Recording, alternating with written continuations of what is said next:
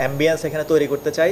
যিনি ঢাকা থেকে আসবেন, যিনি বিদেশ থেকে আসবেন, যিনি যশোর থেকে আসবেন, যিনি পাবনা থেকে আসবেন, তিনি যাতে তার একদিন বা দুদিনের এই যে সাময়িক অবস্থানকাল, এটা যেন তার জন্য নির্বিঘ্ন হয়, তার জন্য আরামদায়ক হয়।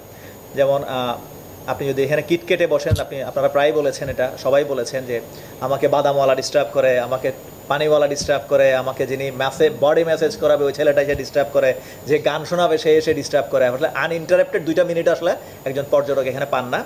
তো আমরা এখানে বিচে আমরা এখানে কোনো হকার অ্যালাউ করবো না, এটার আমরা কাজ শুরু করেছি। যেহেতু এটা একটা কন্টিনিউয়াস প্রসেস এবং আমাদের এই বিচে আসলে কোনো এন্ট্রি এবং এক্সিট পয়েন্ট নাই, তো যার কারণে হয় কি অবাধে এখানে লোকজন, ভালো এবং খারাপ দু ধরনের লোকজনেই সব দিক দিয়ে প্রবেশ করে এবং সব দিক দিয়ে বেরিয়ে যায়।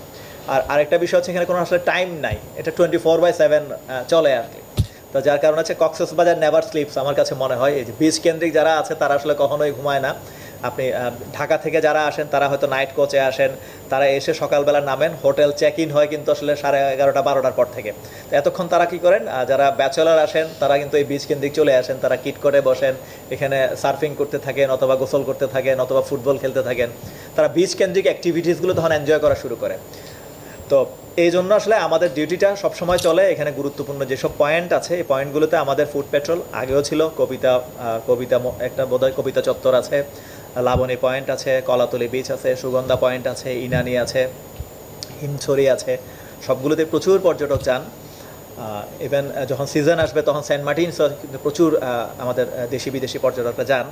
তো আমরা এখানে এখন যেটা করেছি, আমাদের একটা মোবাইল পেট্রোল আমরা এখানে চালু করেছি। যেমন যে কথাটা বলছেন, ভোরবেলা বাসগুলো যখন কলাতলি মোড়ে এসে থামে তখন প্যাসেঞ্জারদেরকে বা ট্যুরিস্টদেরকে নিয়ে কিছু নির্দিষ্ট শ্রেণীর টমটমের পরিচালনা গোষ্ঠী তারা করে কি তাদের পরিচিত হোটেলে নিয়ে যাওয়ার জন্য টানা হেঁচড়া করেন।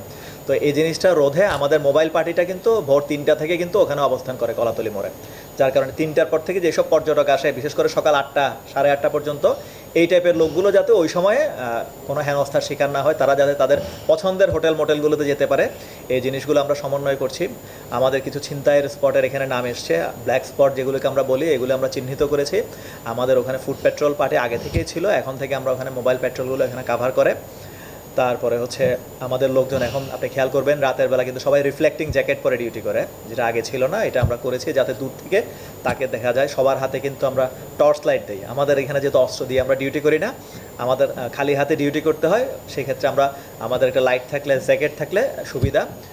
এখানে হিজড়ার কিছু সমস্যা ছিল, আমরা এটাকে নিয়ন্ত্রণের চেষ্টা করেছি। আমার মনে হয় যে এটা একটা শেপে চলে আসছে।